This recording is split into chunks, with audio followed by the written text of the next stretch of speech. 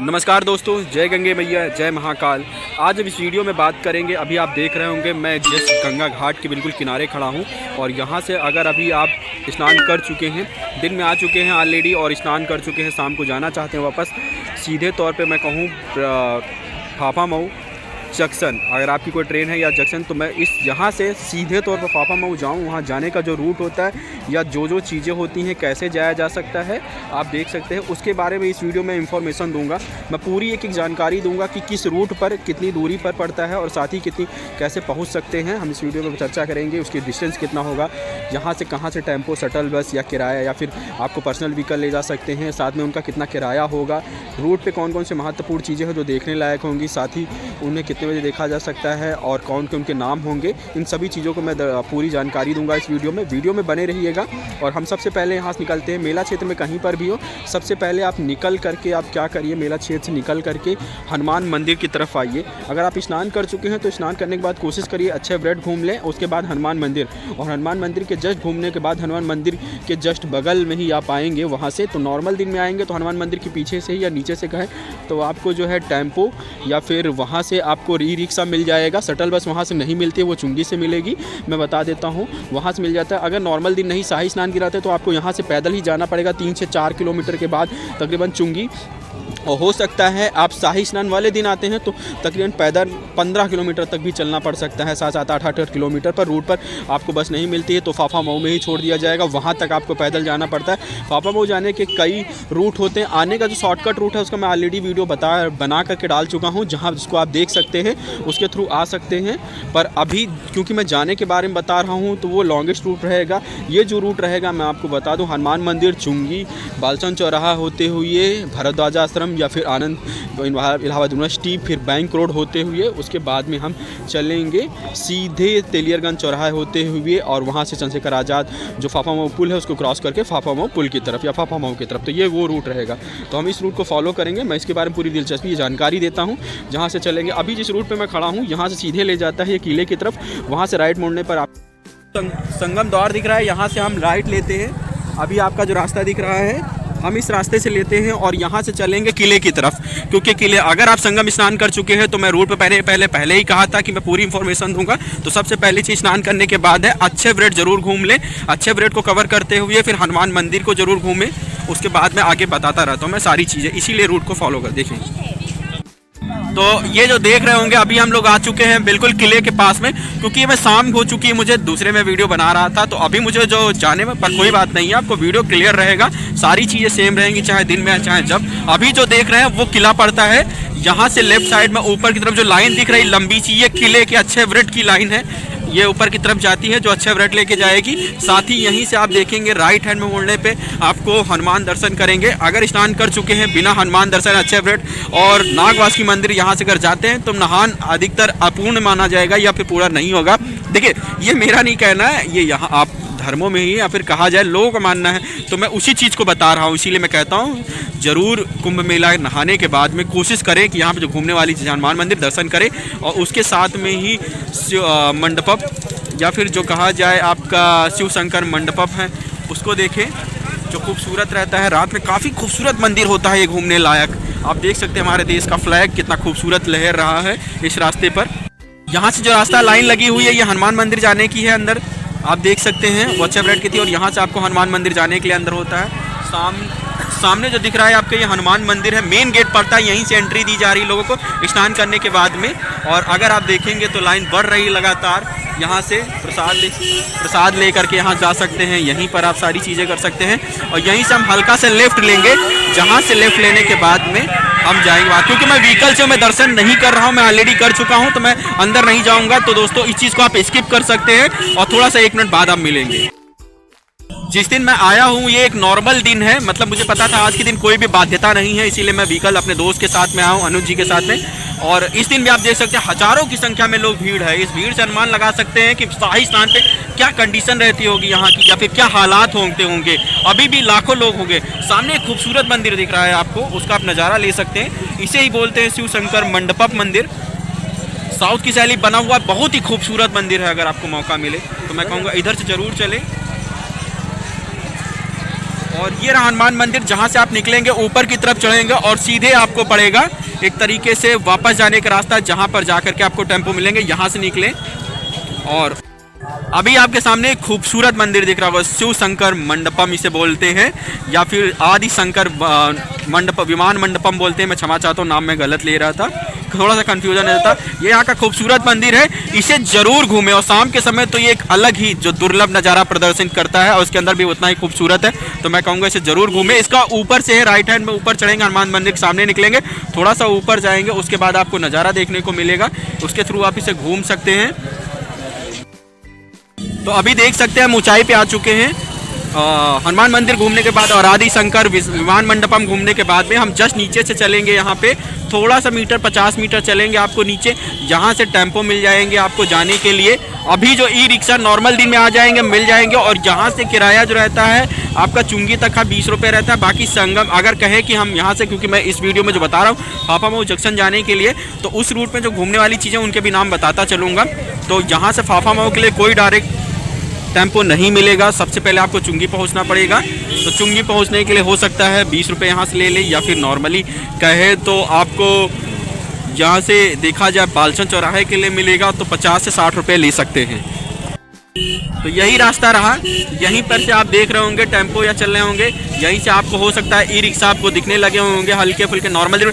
हाँ, भीड़ के दिन में इस उम्मीद में बिल्कुल मत रहें कि आपको ई रिक्शा मिल जाएगा, उस दिन यहाँ पे नहीं मिल सकता। अभी आप टेम्पो चलते हुए देख सकते हैं, ये ले करके यहाँ पे या तो बुकिंग में जाएंगे या तो डायरेक्टली, पर ये आपको चुंगी तक ही छोड़ेंगे, उसके बाद में नहीं, या उससे आगे जाने पर आप बात कर सकते हैं आपकी डिमांड पे, या फिर जैसा भी आप चाहें उस पर डिपेंड करता है कि आप बार्गेनिंग कैसे कर लेते हैं, उस हिसाब से आगे जा सकते हैं। पर ये नॉर्मल दिनों की बात है, बाकी दिन आप पैदल ही सोचें, यहाँ से पैदल चलना पड़ेगा और हम सबसे पहुँचेंगे चुंगी। जिस हम रूट पे चल रहे हैं इसे त्रिवेणी मार्ग बोलते हैं। आप देख सकते हैं भारतीय जीवन बीमा निगम या फिर क्या भारतीय रिजर्व बैंक, इन सभी के पंडाल या फिर यहाँ पे इनके शिविर लगे हुए हैं, इन्फॉर्मेशन देने के लिए, अपने प्रचार करने के लिए भी लगाते हैं। रास्ते में ही पड़ते हैं, राइट हैंड में मेरे इंडियन बैंक या फिर स्वागत करता है आपका, और लेफ्ट साइड में मेरी जो आपको देख रहे होंगे ये आपकी किले की रोड है। और अभी जिस मार्ग पर हम चल रहे हैं उसे त्रिवेणी मार्ग बोलते हैं। ये जहाँ पे ख़त्म होगा वो किला रोड होगा, किला चौराहा होगा वहाँ पर, और वहीं से हम भी आगे लेंगे एक तरीके से कहा है चुंगी रोड की तरफ, वो भी आपका त्रिवेणी मार्ग का ही आधा पार्ट है, जो वहाँ से हम सीधे लेंगे चुंगी की तरफ। इस रास्ते में शाम को काफ़ी घूमने लायक जगह हो सकती थी, आप काफ़ी खा सकते हैं, यहाँ पे खाने पीने की भी चीज़ें अवेलेबल है, पंडाल मिल जाएंगे। सामने ही चलेंगे तो आपको थोड़ी दूर जाने पर आपका अभी जो सेक्टर चल रहा है वो सेक्टर नंबर 2 में है हम, और आगे जाएंगे जो हम चौराहे को क्रॉस करेंगे सेक्टर नंबर 1 हो जाएगा परेड ग्राउंड के बाद में उधर। तो उस सेक्टर नंबर 1 में आपको सारी घूमने जितने भी मेला में कहा जाए एक तरीके से झूले इत्यादि हैं जो बच्चों को पसंद होते हैं या फिर मेला है, वो मेन मेला उधर ही मिलेगा। बाकी इधर सिर्फ धर्मशाला या फिर संस्थानों या फिर आपके गुरुजनों को ही जगह दी गई है, या फिर इधर स्पेशल या फिर का VIP पंडाल लगे हैं या कॉटेज बनाए गए हैं जहां लोग रहने के लिए कहा गया, तो मैं उनको भी दिखाऊंगा। अभी जिस चौराहे पहुंचते हैं इसे किला चौराहा बोलते हैं। राइट हमारे लेफ्ट साइड में किला है जो कि एक तरीके से कहा गया है पाबंदित एरिया है, यहाँ आप नहीं जा सकते हैं। और साथ ही आपका राइट हैंड का जो एरिया दिख रहा है ये जाता है चुंगी की तरफ, और सीधे स्ट्रेट जाएंगे तो ये नैनी की तरफ चला जाता है। आप नैनी जमुना पुल की तरफ चला जाएगा उधर की तरफ, और उधरी मेला मिलते हैं। फिलहाल हम राइट मोड़ते हैं, और यहाँ से हम राइट ले रहे हैं। राइट लेने के बाद में हम सीधे चलेंगे किला चौराहा जो अभी मैंने बताया। यहाँ से राइट लेने के बाद हम स्टेट चलेंगे, और स्टेट में चलते समय एक महत्वपूर्ण जानकारी मैं बीच में जरूर देना चाहूँगा। इधर जो मेरे लेफ्ट साइड में दिख रहे हैं इस रूट पे ये स्पेशल कॉटेज हैं सभी प्रकार के।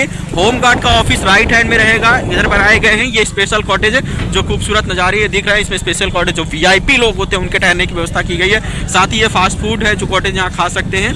1 मिनट के लिए हम एक जगह पर रुकेंगे, छोटी सी मैं जानकारी दूंगा, बीच में रुक करके एक बहुत महत्वपूर्ण मैं जानकारी दे दूंगा। अभी मैं जिस जगह खड़ा हूँ इस जगह को बोलते हैं रेलवे की तरफ से लगाया गया है, बोर्डिंग है यहाँ पे आप देख सकते हैं। इस जगह पे जरूर आए क्योंकि आप प्रयागराज कैसे जाना चाहते हैं ट्रेन के थ्रू, तो फाफामऊ में भीड़ काफ़ी रहेगी, वहाँ टिकट हो सकता है मिलने में परेशानी हो या किसी प्रकार की असुविधा हो सकती है। तो मैं कहूँगा उस चक्कर में बिल्कुल मत पड़े, यहाँ से निकलते ही रास्ते में टिकट ले लें। यहाँ से आपको सभी स्टेशनों के लिए आने जाने के लिए अनारक्षित आरक्षित सभी प्रकार के टिकट मिल जाएंगे, और यहाँ से आप बुकिंग कर सकते हैं। इससे क्या रहेगा आप जो टाइम वहाँ वेस्ट करते हैं टिकट लेने में, उसी को यहाँ पे आराम से टिकट ले सकते हैं। रेलवे ने बहुत अच्छी सुविधा बनाई जिसके थ्रू ले करके चलेंगे, आपको वहाँ परेशानी पे और उतने टाइम में आप तो मेला में दूसरी चीज़ें देख सकते हैं। तो ये रहा रेलवे की तरफ में आए हुए भारतीयों का हार्दिक स्वागत करता है, अतिथियों का।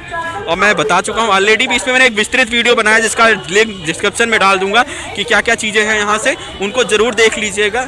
बाकी चलते हैं हम वापस से चुंगी की तरफ। राइट पे हमारे लाल मार्ग जाता है, ये भी जा करके आपको सीधे वहीं पे मिलाएगा। आगे यहाँ पे तिराहा पड़ता है, जहाँ से हमने प्रवेश किया था ये वही है द्वार। यहाँ से प्रवेश करते हैं आप मंदिर में। अभी जब वापस आते हैं तो सामने जो दिख रहा है वो चला जाएगा चुंगी की तरफ। लेफ्ट साइड में जो रास्ता जाता है ये आपका बहराना के लिए चला जाएगा, या फिर जंक्शन जाना चाहते हैं प्रयागराज जंक्शन, या प्रयागराज बस अड्डे जाना चाहते हैं तो इस रूट की तरफ चले जाएंगे। और साथ ही साथ मैं अगर बता दूँ, आप नैनी या फिर नैनी स्टेशन के लिए चले जाते हैं तो आपको उस तरफ जाना होगा। साथ ही साथ अभी क्योंकि हमें फाफा मऊ जाना है तो हम उधर चलेंगे चुंगी की तरफ। जो इधर दिख रहा है सीधे आप रास्ता देख रहे हैं ऊपर की तरफ वाराणसी, यहाँ बोर्ड लगा हुआ है। हम स्ट्रेट चलेंगे, किला रोड को सीधे फॉलो करेंगे, कहीं पे मुड़ेंगे नहीं। मैं लेफ्ट साइड के बारे में ऑलरेडी बना चुका हूँ, दूसरे वीडियो मैंने इनसे रिलेटेड बनाए हुए हैं, उनका लिंक डिस्क्रिप्शन में मिलेगा, जरूर देखें। एयरपोर्ट और सिविल लाइंस के लिए इधर ही से रास्ता रहेगा, ये सीधा रास्ता रहेगा अगर सिविल लाइन जाना चाहते हैं या एयरपोर्ट जाना चाहते हैं, या फिर आप ममफोर्टगंज या फिर कहे फाफा मऊ के लिए जाना चाहते हैं तो रिटर्न यहीं से मिलेगा। अभी जिस जगह हम आ चुके हैं चुंगी चौराहा बोलते हैं। जो पुल दिख रहा है ये आपका आता है एक तरीके से नैनी और झूसी को कवर करते हुए चलता है, तो बहराना से उठता है और झूसी की तरफ जाता है। तो वहाँ पर अगर आप बहराना की तरफ जाना चाहते हैं तो लेफ्ट साइड में जाइए, अगर झूसी की तरफ जाना चाहते हैं तो राइट साइड में इस पुल को कवर करिए। ये आपका झूसी की तरफ जाए। फिलहाल आरोपी बाग मंदिर अगर जाना चाहते हैं तो यहाँ से चौराहे से राइट लीजिएगा, इस चौराहे से, और लेफ्ट में अगर चले जाते हैं तो बहराना, नैनी या फिर कहें रीवा के रूट के रूप में है, या फिर मिर्ज़ापुर के रूट रहेगा, मिर्ज़ापुर सोनभद्र का रूट रहेगा इधर से आप जाने के लिए। इस चौराहे पे काफ़ी व्यस्ततम रहता होगा, शाम के समय देख रहे हो काफ़ी भीड़ है दोस्तों, तो कुछ भी क्लियर नहीं होगा। यही रहा मेन चौराहा चुंगी जहाँ से हम निकल सकते हैं। अब मैं बता दूं यहाँ से आपको सभी प्रकार के वाहन मिल जाएंगे फाफा मऊ के लिए, चाहे आपका टेम्पो हो, चाहे शटल बस हो, चाहे ई रिक्शा हो, चाहे पर्सनल व्हीकल, यहाँ से आप सारी चीज़ें आपको मिल जाएंगी। आप यहाँ से चले जाएंगे और यहाँ से देखेंगे तो आपका जो किराया यहाँ से फाफा मऊ का रहने वाला है वो तकरीबन नॉर्मल दिन में 50 से 70 रुपये के आसपास रहता है। और अगर आप किसी खास दिन या भीड़ वाले दिन आते हैं या शाही स्नान या फिर किसी ऐसे दिन आते हैं जिस दिन मेला ज़्यादा रहता है तो डिपेंड ऑन आपकी बार्गेनिंग पे रहता है, जैसा भी कर ले जाए, या आपके और टेम्पो वाले के ऊपर डिपेंड करता है। बाकी उस दिन उम्मीद तो यही रहती है कि कोई भी साधन यहाँ से भी नहीं मिलेगा, आपको पैदल ही चलना पड़ेगा। यहाँ तक चुंगी जो क्षेत्र था यहाँ तक आपको पैदल आना पड़ता है, और यही आपका एक तरीके से रहा जहाँ से आपको टेम्पो खड़े हुए दिख जाएंगे। यहाँ से आप देख रहे होंगे, यहाँ से बाकी पर्सनल व्हीकल से मैं चल रहा हूँ तो बिना रुके आप इसको फॉलो करते रहिए और चलते रहिए रूट पर। हम इसी पुल को हैं पूरी तरीके से, ये उतारता है हमको। मेरे सामने जो आपको पहली क्रॉसिंग दिख रही है सोफियाबाद फर्स्ट क्रॉसिंग बोलेंगे। अगर आप देखा जाए यहाँ से मतलब संगम से चलते समय ये ओवरब्रिज क्रॉसिंग है। ये जो रूट आपका ओवरब्रिज क्रॉस करा रहा था ये हकीकत में क्रॉस कराता है वाराणसी जौनपुर से आने वाली ट्रेनों को रामबाग से या फिर प्रयाग में मिलाने का काम करता है। दूसरे रूट पे हम अभी आते हैं, एक छोटी सी क्रॉसिंग और पड़ेगी, बस 50 मीटर के डिस्टेंस पर एक छोटा सा तिराहा पड़ता है, यहाँ सोबतियाबाग तिराहा से बोलते हैं। ये रहा आपका सोबतियाबाग तिराहा, यहाँ से छोटा सा, ये कोई चौराहा नहीं है, तिराहा है, उधर से अंदर की रूट है, सीधी चली जाती है, यही संगम का मेन रूट है, तो तिराहा पड़ता है। मैंने इसलिए इसमें दिखा दिया आपको ताकि आप भीड़े तो उनको भूले भी ना। आपको जो ओवर क्रॉसिंग दिख रही होगी ओवरब्रिज, ये रेलवे का जो है ये आपका पड़ता है प्रयाग से प्रयागराज जाने वाली रूट का, जो कि लखनऊ सुल्तानपुर या फिर बहराइच बस्ती वाली ट्रेन है इधर से जो आती है प्रयागराज को कनेक्टिविटी देती हैं, या फिर सतना मानिकपुर से होने वाली जो प्रयागराज जाती है लखनऊ के लिए वो इधर ही रूट से गुजारी जाती थी। अभी जिस चौराहे पे हम खूबसूरत चौराहे पर आ चुके हैं ये पड़ता है संगम चौराहा, जहाँ का कहा जाए संगम पेट्रोल पंप चौराहा जिसे बोलते हैं। और जहाँ से हम देखेंगे सबसे खूबसूरत चौराहा में से इस समय इसका भी नाम है, काफ़ी डेवलप किया। आज लाइटिंग कुछ कम है, नहीं तो बहुत ही खूबसूरत लगता है फिलहाल ये। इसके जस्ट लेफ्ट साइड में आपको मिल जाएगा इंडियन ऑयल का पेट्रोल पंप, ये इसकी बड़ी पहचान रही। यहीं से आपको राइट मुड़ना है और सीधे लेना है, और तकरीबन अभी 1.5 किलोमीटर के बाद हम बालसन चौराहा पहुँचेंगे। मैं रास्ते में सारी इन्फॉर्मेशन आपको दे रहा हूँ, तो वीडियो को देखते रहिएगा ज़रूर।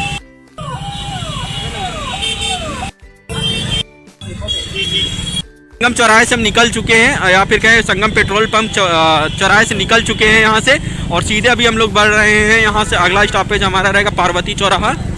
यही रहा पार्वती हॉस्पिटल जिसके नाम पर ये चौराहा बना हुआ है, और इसी तो ये पार्वती चौराहा रहा जिसकी हम बात कर रहे थे। यहाँ से भी स्ट्रेट चले जाते हैं। इसकी लेफ्ट साइड की जो रोड आती है वो भी संगम बहराना से आती है। राइट हैंड में आपकी चली जाएगी टाइगर टाउन के लिए। और ये जो चौराहा रहता है इससे स्ट्रेट चलेंगे तो अभी पहुँचेंगे बालसन। मात्र 50 मीटर की दूरी पर बालसन चौराहा पड़ता है, सबसे खूबसूरत चौराहा। तो जिस चौराहे पे हम पहुँच रहे हैं इसे बालसन चौराहा बोलते हैं। जी मैं बता दूं यहाँ पे कई देखिए 5 रूटें जाती हैं। सबसे पहले लेफ़्ट की रूट जहाँ पे हम चल रहे हैं तो हमारी लेफ़्ट रूट में सबसे पड़ेगी, ये आती है मेडिकल चौराहे से बालसन चौराहे पर। उसके बाद जो सामने स्टेट रूट चली जा रही है वो चली जा रही है आपकी सिविल लाइंस के लिए, एयरपोर्ट के लिए चली जाती है रोड। यही रोड हाई कोर्ट के लिए चली जाती है, कानपुर के लिए चली जाती है स्टेट। पर हम इस रोड को अगर देखेंगे तो यहाँ से लेंगे राइट में, क्योंकि हम राइट में मुड़ेंगे यहाँ से सीधे सीधे। और ये देख रहे हैं खूबसूरत यहाँ पे डिज़ाइनिंग की गई, कितना अच्छे से इसे लगाया गया है। एक बेहतरीन चौराहे के रूप में डेवलप किया गया था अभी मेला के लिए ही, मेला प्राधिकरण की तरफ से। अब हम यहाँ से राइट ले रहे हैं और भरद्वाज मुनि, अगर आप प्लान बना रहे हैं भरद्वाज आश्रम घूमने का या फिर आनंद भवन घूमने का तो वो भी इस रूट पर महत्वपूर्ण, जिसके बारे में जानकारी दे देता हूँ। सामने जो रूट रहेगी वो चलेगी बख्शी बांध की तरफ। और लेफ्ट साइड जो हम चल रहे हैं अपने, जहाँ से हम चलेंगे सीधे, ये रहा आपका पहले भरद्वाज मुनि की प्रतिमा जो फेमस है। सारे धरना प्रदर्शन यहीं होते हैं। और ये रहा भरद्वाज पार्क, पहले से भी काफ़ी खूबसूरत है, काफ़ी अच्छा सेल्फी पॉइंट है। अगर टाइम मिले तो इसे ज़रूर शाम को घूमें, 8 बजे क्लोज हो जाता है फिलहाल। और बहुत ही खूबसूरत है भरद्वाज आश्रम या पार्क, जरूर घूम ले। उसके बाद पड़ता है एक मंदिर और, अगर प्रयाग आए हैं और इसको ना घूमें तो यह भी मैं कहूँगा थोड़ा सा डिसअपॉइंटेड वाली बात रहेगी। और उसका रहा ये, इसका ब्लॉग मैं ऑलरेडी बना चुका हूँ अलग, उसका भी आप देख सकते हैं। भरद्वाज आश्रम या फिर कहें भरद्वाज पार्क या फिर यही, इसी के अंदर आपका मंदिर पड़ता है। और उसके जस्ट राइट हैंड में आपका पड़ता है आनंद भवन। दिन में अगर टाइम मिले आप यहाँ रुकते हैं 1-2 दिन तो आनंद भवन घूम ले, काफ़ी ऐतिहासिक स्मारक रहा है। ये भी घूमने लायक इलाहाबाद में बहुत ही अच्छी जगह है। आप देखेंगे कुछ महत्वपूर्ण जगहों में से ये जो है एक महत्वपूर्ण जगह है जिससे लोग साउथ के ज़्यादा घूमने आते हैं। तो आनंद भवन जो रहा और भरद्वाज आश्रम रहा, ये दोनों एक ही पास पड़ता है, आमने सामने। इसको आप बिल्कुल घूम सकते हैं हम जस्ट उसके पास। और अभी हम जिस रूट को फॉलो करें वो सीधे जाती है लखनऊ हाईवे बोलेंगे, प्रयागराज लखनऊ हाईवे बोलेंगे। ये एक कनेक्टिविटी देती है रीवा और साथ ही साथ आपको मिर्ज़ापुर सोनभद्र के रूप में अगर आप लखनऊ से आते हैं। और ये देखिए स्वराज भवन संग्रहालय पड़ता है। स्वराज भवन संग्रहालय, आनंद भवन जो है नेहरू का निवास स्थान रहा है। स्वराज भवन जो है ये इंदिरा गांधी का निवास स्थान रहा है। तो ये भी दोनों चीज़ें यहाँ पे हैं, संग्रहालय है, तो काफ़ी घूमने लायक जगह है। और अभी भी हम चल रहे हैं हाईवे 13 पर। यहाँ से अभी हम निकलेंगे यूनिवर्सिटी के रूप में, यूनिवर्सिटी रोड की तरफ। और यूनिवर्सिटी के क्रॉस करके हम पहुँचेंगे लल्ला चुंगी, जो कि प्रयाग जंक्शन बीच में ही हमारा पड़ता है, प्रयाग जंक्शन। जी हाँ, इलाहाबाद का एक और महत्वपूर्ण गंगा के नज़दीकी जो स्टेशन है वो प्रयाग जंक्शन है। वहाँ से वो भी रास्ते में पड़ता है। मैं आपको दिखा दूंगा उधर की कौन सी रोड है। बाकी आप देख सकते बोर्ड लगा है, अयोध्या कानपुर प्रतापगढ़ रूट यही है जो लेके जाता है। और ये रहा आपका नमामि गंगे। और यहाँ पर आपकी पड़ती है यूनिवर्सिटी, इलाहाबाद यूनिवर्सिटी आपका स्वागत करती है। यहाँ पर मेन गेट आप देख सकते हैं, ये सेकंड मेन गेट है। मैं आपको और दिखा देता हूँ।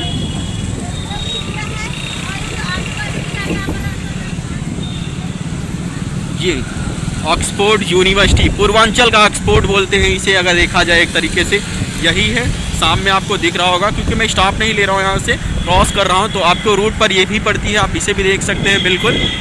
और इसका ये रहा सीनेट हॉल, जो मेन यूनिवर्सिटी की मेन ब्रांच है, यही सीनेट हॉल इलाहाबाद यूनिवर्सिटी है जो कह सकते हैं। और ये मेन गेट रहा आपका पूरी तरीके से इलाहाबाद यूनिवर्सिटी पर।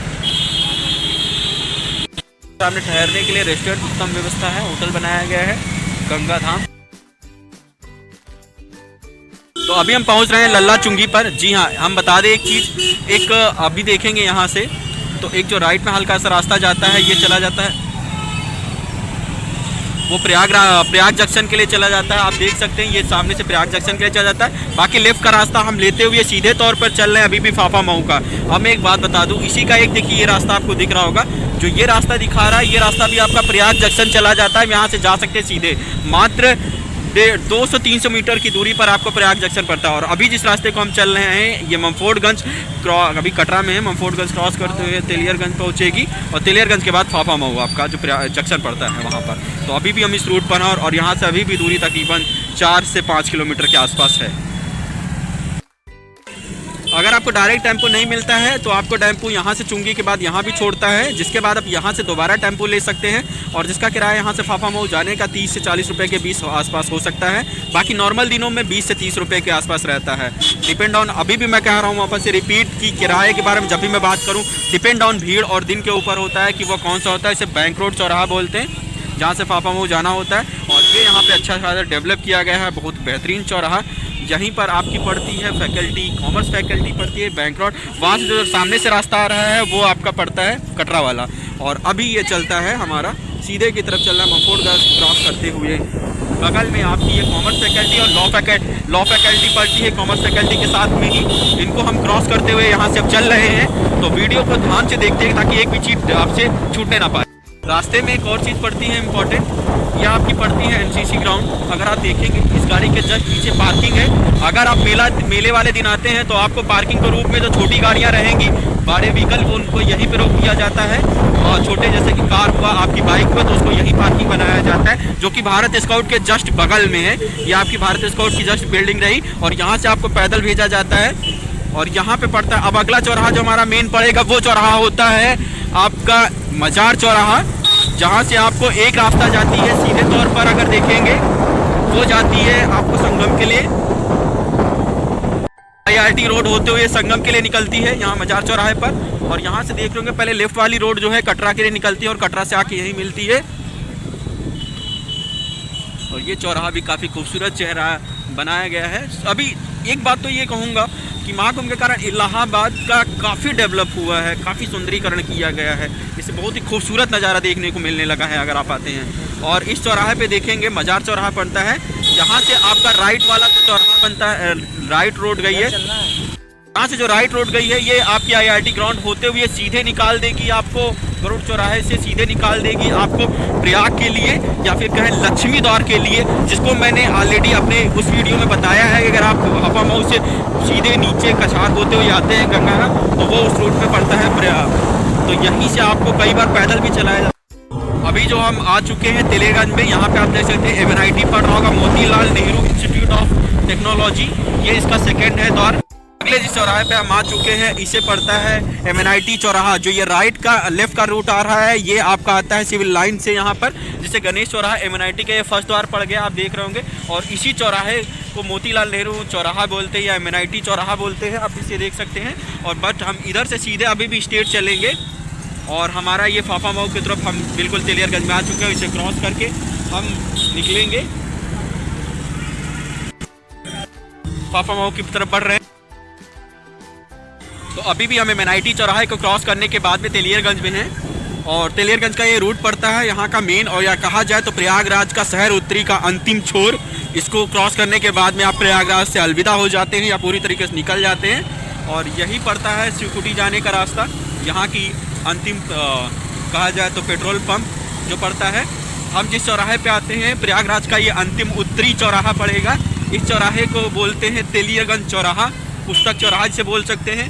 इधर राइट हैंड का आपका चला जाता है नीचे की तरफ, जो कि पड़ता है शंकर घाट की तरफ, और राइट हैंड का जो रास्ता पड़ता है वो चलता है शिवकुटी के लिए। यहाँ से गोविंदपुर होते हुए आप संगम भी जा सकते हैं। इस चौराहे के लेफ्ट साइड में राजकीय 6 चिकित्सालय तिलेरगंज जो डिस्ट्रिक्ट अस्पताल है, टीबी हॉस्पिटल भी है, यहाँ की पहचान है काफ़ी बड़ी। और अभी भी हम इस रूट पर सीधा चलेंगे, तकरीबन 2.5 किलोमीटर 2 से 2.5 किलोमीटर के बाद में आपका पड़ेगा फाफामऊ स्टेशन। तो अभी भी हम चल रहे हैं और क्रॉस करते हैं इलाहाबाद या प्रयागराज, समझ चाहता हूँ प्रयागराज को, और पहुँचते हैं फाफामऊ। ये यहाँ का अंतिम तिराहा पड़ता है नीचे, यहाँ से आप जाने का रास्ता है। जब भी आप आएंगे तो यहीं से आपको डाइवर्ट करके नीचे की तरफ प्रयागराज भेजा जाता है और आप ऊपर चल सकते हैं यहाँ से। और अब हम पढ़ रहे हैं आज़ाद चंद्रशेखर आज़ाद सेतु की तरफ से, पुल की तरफ से। इसे फाफामऊ प्रयागराज पुल भी बोलते हैं शहर उत्तरी का, या फिर कहा जाए चंद्रशेखर आज़ाद पुल इसको बोलते हैं, इसका ओरिजिनल नाम है। और इसी रूट के जरिए हम पहुँचेंगे फाफामऊ जंक्शन। तो बने रहिए और मैं दिखाता हूँ। संगम के हम विहंगम दृश्य पुल पर आ चुके हैं। ये सेतु पड़ता है, नीचे का एरिया देख सकते हैं संगम क्षेत्र है। यहाँ पे भी घाट बने हैं, सुबह दिन में नहा सकते हैं। बाकी हम इस पुल के ऊपर चल रहे हैं जो यहाँ का पड़ता है पुल, और इसको क्रॉस करने के बाद समझ जाइए फाफामऊ में हम इंटर्ड हो जाएंगे। और ये पुल अभी भी हम पुल के ऊपर चलेंगे। खूबसूरत नज़ारा आज़ाद चंद्रशेखर पुल का या फाफा मऊ पुल का। और बता दूं, अगर भीड़ ज़्यादा हो तो मैं कहूँगा सुबह आप क्या करें, नीचे के पांडु पुल बनाए गए हैं 3, उनके थ्रू भी आप डायरेक्टली पुल से क्रॉस करके इस पुल के जस्ट नीचे ही बनाए गए हैं, जिनको मैंने अपने पहले वीडियो में ऑलरेडी दिखा दिया है। उसके थ्रू भी आप आ सकते हैं। इससे क्या होगा, ऊपर जाम या फिर ऊपर पे जाने से बच सकते हैं। सौंदर्यीकरण के रूप में इधर जो पेड़ लगाए गए हैं वाकई खूबसूरत है। अभी लाइटिंग नहीं चल रही आज के, नहीं तो बहुत ही खूबसूरत नज़ारा दिखता है। दोनों तरफ बहुत ही अच्छे पेड़ पौधे फूल लगाए गए हैं। बाकी आप देख सकते हैं तारों के शहर, हकीकत के है प्रयाग नगरी में। ये रहा गरुड़ जो कि खूबसूरती के साथ सजाया गया है तारों के रूप में एक तरीके से, आप देख सकते हैं। तो जो रूट दिख रहा होगा, जहाँ का जो हाईवे चला जाता है, ये डायरेक्टली आपको चला जाएगा लखनऊ, सुल्तानपुर, या फिर कहे यहाँ से आप चले जाएंगे, यहाँ से आप सीधे चले लखनऊ, रायबरेली, बरेली, हरदोई, शाहजहाँपुर, सीतापुर के लिए चला जाएगा रूट ये सीधे तौर पर। और देखा जाए ये जाता हाईवे 13 है, तो आप इधर से जा सकते हैं अगर आपका कोई पर्सनल व्हीकल है। बाकी जो हम इस चौराहे पे आ चुके हैं, फाफा मऊ चौराहा बोलते हैं। अश्व चौराहा नया नामकरण किया गया है इसका, जहाँ पे अश्व घोड़ा लगा हुआ है। यहीं से हम राइट लेंगे जब कुंभ की तरफ से आ रहे होंगे। हल्का सा राइट लेने के बाद में जो सीधी रोड मिलती थी, क्योंकि हमें ये रास्ता छोड़ना है, तो अभी आपको दिख रहा होगा ऊपर की तरफ से इस रास्ते को हमको छोड़ करके हमें इस रास्ते पे लेना हल्का राइट में। फाफा मऊ स्टेशन मात्र यहाँ से 100 मीटर की दूरी पर स्टेशन। और ये हम क्रॉस हो चुके हैं अश्व चौराहे को, फाफा मऊ। सामने देख सकते हैं सासो, जौनपुर, वाराणसी कुंभ नगरी प्रयाग में पधारने के लिए आपका धन्यवाद। लोक निर्माण विभाग यहाँ का जो है इसमें धन्यवाद दिया। और ऊपर की तरफ देख सकते हैं ट्रेन आपको दिख रही होगी। हम बिल्कुल चौराहे आ चुके हैं फाफा मऊ जंक्शन पे, और जहाँ पर हम फाफा मऊ जंक्शन रहा, जहाँ पर हम चल चुके हैं। और अब हम आपको दिखा रहे हैं कुंभ में।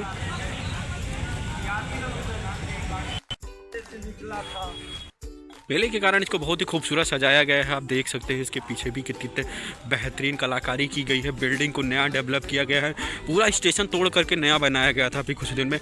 और हम पहुंच चुके हैं फाफा मऊ स्टेशन, ये इसका नाम।